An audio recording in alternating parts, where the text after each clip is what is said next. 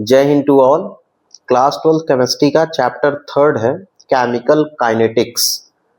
तो चैप्टर 3 जो है केमिकल काइनेटिक्स, उसका वेटेज जो है बोर्ड एग्जाम में 7 मार्क्स है। 7 मार्क्स से 4 to 5 मार्क्स जो है न्यूमेरिकल क्वेश्चन उस चैप्टर से आते हैं। तो देखिए आज का जो टॉपिक है हम लोग डिस्कस करेंगे factor affecting rate of reaction. मतलब factor affecting rate of reaction का मतलब है कि यदि हम टेम्परेचर को इंक्रीज करें तो रेट ऑफ रिएक्शन में क्या इफेक्ट पड़ेगा, उससे रिलेटेड कौन से क्वेश्चन हो सकते हैं, आर्नियस इक्वेशन क्या है, इस बारे में हम लोग डिस्कस करेंगे। तो स्टार्ट करते हैं टेम्परेचर से। तो टेम्परेचर, तो यदि हम टेम्परेचर इंक्रीज करें, यदि हम टेम्परेचर को इंक्रीज करें, जैसे मान लीजिए कोई रिएक्शन है यहाँ पे, तो हमने क्या लिखा, ए रिएक्टेंट है, पी क्या है, प्रोडक्ट है। ए रिएक्टेंट है, पी क्या है, प्रोडक्ट है, और ए हमारा रिएक्टेंट है। तो यहाँ पे ये बोला गया है कि chemical reaction which rise in a temperature, यदि हम टेम्परेचर को क्या करें, 10 डिग्री इंक्रीज कर दें।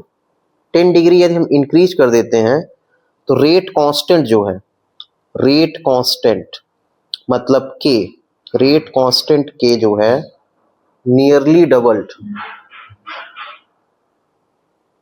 नियरली क्या हो जाता है, डबल्ड हो जाता है। तो टेम्परेचर 10 डिग्री यदि हम इंक्रीज कर दें तो रेट कांस्टेंट जो है नियरली डबल हो जा रहा है। मतलब ऐसे समझिए आप, जैसे मान लीजिए यहाँ पे KClO3 है, पोटेशियम क्लोरेट, इसे हीट करना है और यहाँ पे प्रोडक्ट बन रहा है KCl+3O2। तो अब ये रिएक्शन है, इस रिएक्शन में यदि हम इसका रेट कांस्टेंट निकाले तो हम लोग राइट करते हैं R = K रेट कांस्टेंट है, कंसंट्रेशन ऑफ रिएक्टेंट। तो अब यहाँ पे आप देखेंगे ये K जो है रेट कांस्टेंट है, तो ये बोला जा रहा है कि यदि इस रिएक्शन में हम 10 डिग्री सेल्सियस इंक्रीज कर दें तो ये जो रेट कांस्टेंट है ये क्या हो जाएगा, नियरली डबल, मतलब डबल के आसपास हो जाएगा। तो रेट कांस्टेंट जैसे मान लीजिए यहाँ पे कोई भी वैल्यू है तो वो नियरली क्या हो जाएगा, डबल हो जाएगा। ये टेम्परेचर के केस में है। तो टेम्परेचर यदि हम इंक्रीज करेंगे 10 डिग्री सेल्सियस तो क्या हो जाएगा, रेट कांस्टेंट नियरली डबल्ड हो जाएगा। अब इसी को एक्सप्लेन करने के लिए आर्नियस इक्वेशन दी गई।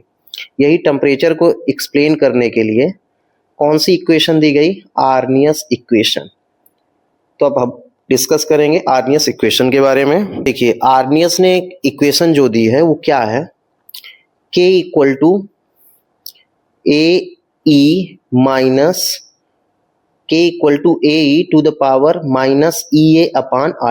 ये आर्नियस इक्वेशन है।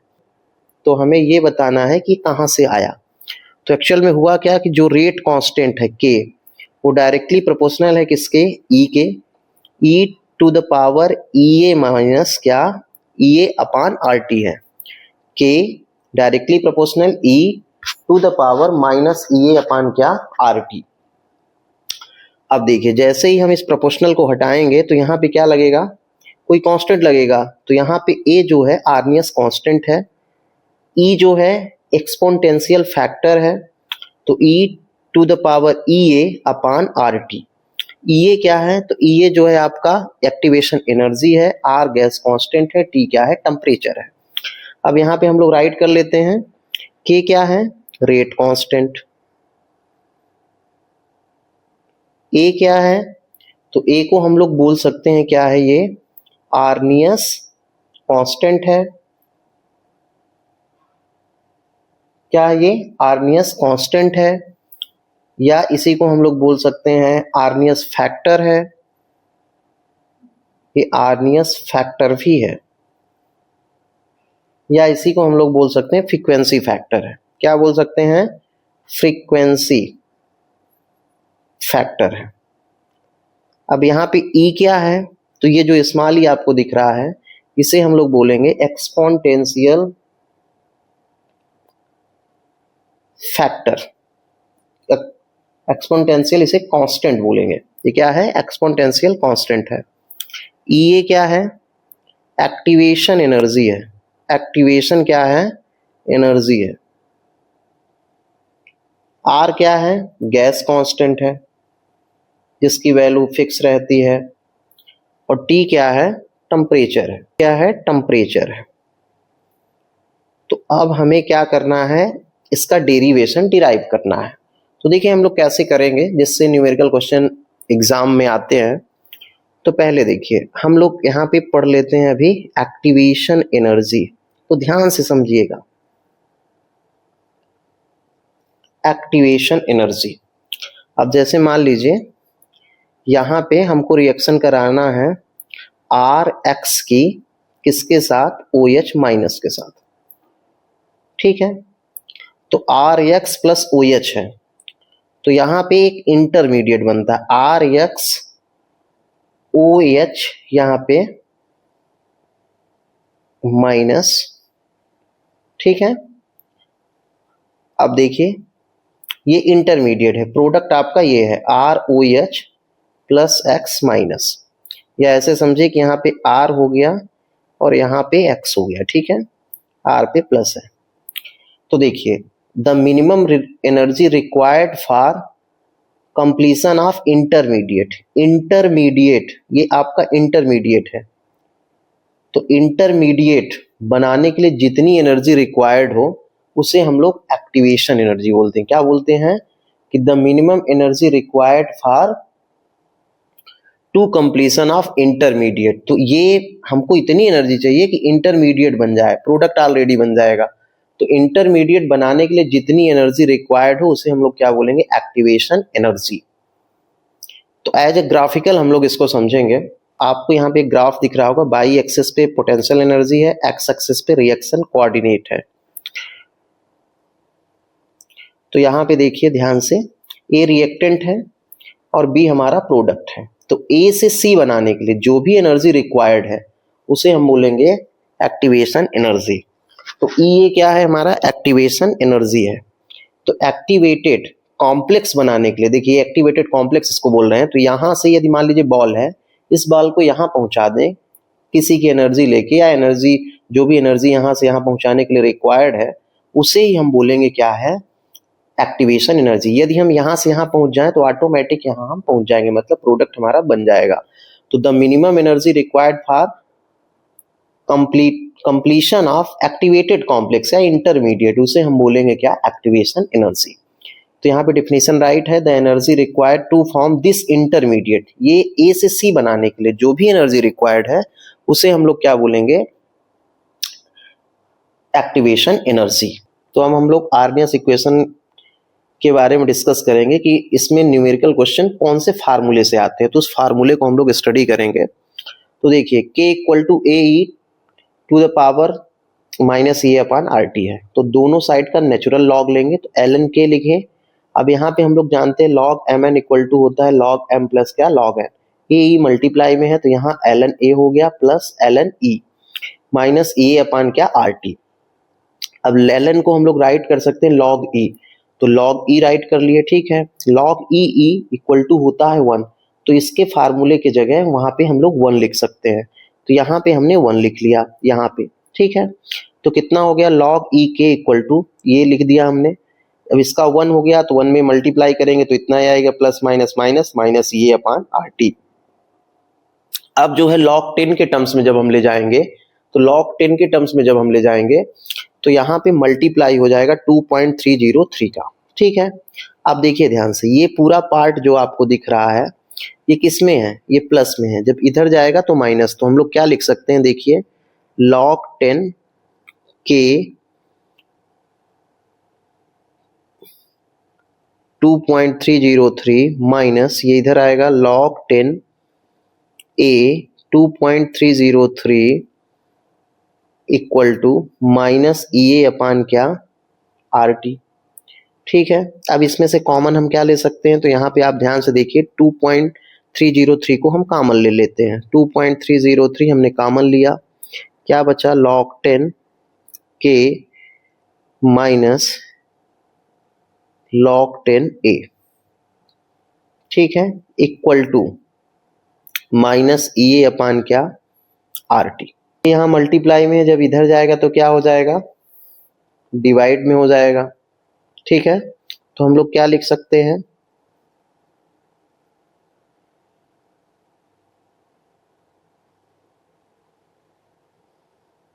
log 10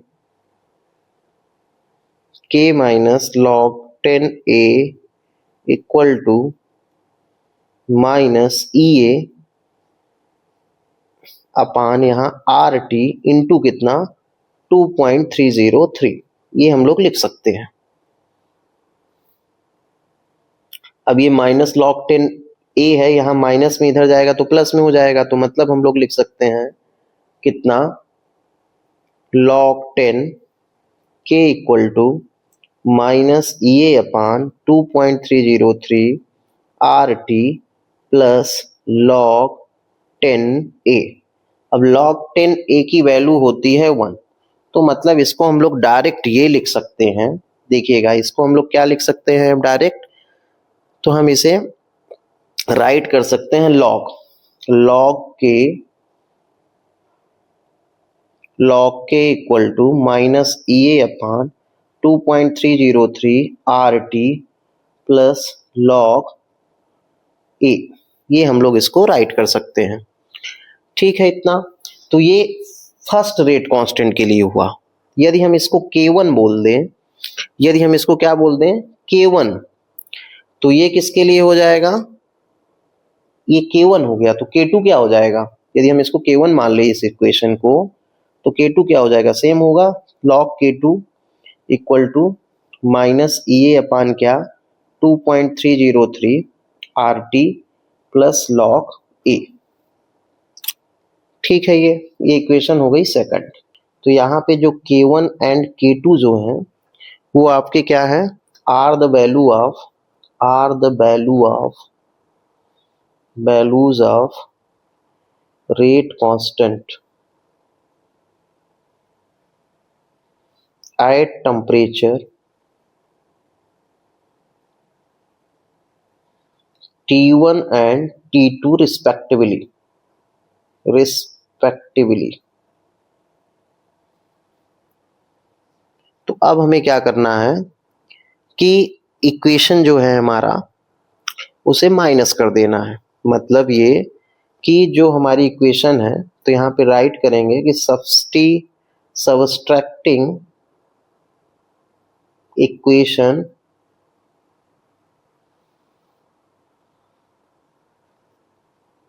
one from two be obtain, मतलब 2 में 1 को माइनस करना है। तो हमारी 2 क्या है, तो हम लोग पहले राइट हैंड साइड लिखेंगे, तो हमने राइट किया है log K2 minus log K1 equal to क्या लिख सकते हैं। अब देखिए हमारा 2 क्या है, तो 2 हमारा इस साइड है, देखिए ये है हमारा 2, तो minus EA upon 2.303 plus log A minus इसको करना है। ठीक है, तो हम लोग यहाँ पे कर लेते हैं। तो देखिए हम लोग क्या राइट करेंगे, देखिए यहाँ पे हो जाएगा माइनस EA अपान 2.303 RT, इसको हम लोग बोल देंगे RT2 माइनस EA, ये भी माइनस है, माइनस 2.303 RT1। अब देखिए ये माइनस माइनस प्लस हो गया, तो हम लोग राइट कर सकते हैं log K2 minus log K1 equal to minus EA upon 2.303 RT2 minus minus plus EA upon 2.303 RT1। अब इसमें से यदि हमें कॉमन लेना है, तो देखिए EA और 2.303 और R को हम कॉमन ले सकते हैं क्योंकि ये दोनों साइड है।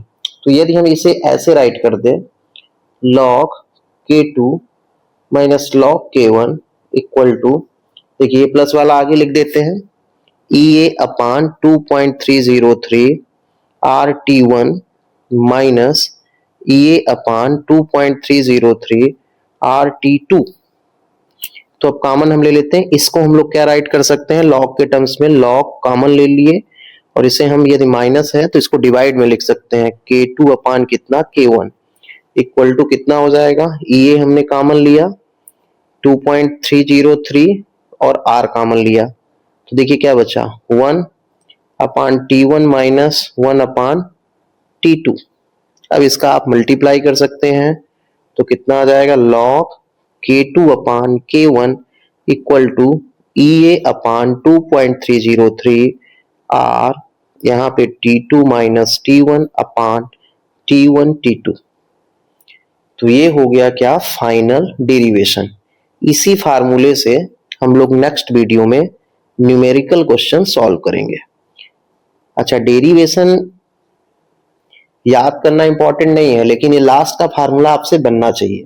यदि आपका लास्ट से फार्मूला बनेगा तो यदि आपसे लास्ट फार्मूला बनेगा तो आप न्यूमेरिकल क्वेश्चन कर लेंगे। तो नेक्स्ट वीडियो में हम लोग न्यूमेरिकल क्वेश्चन सॉल्व करेंगे। Thank you.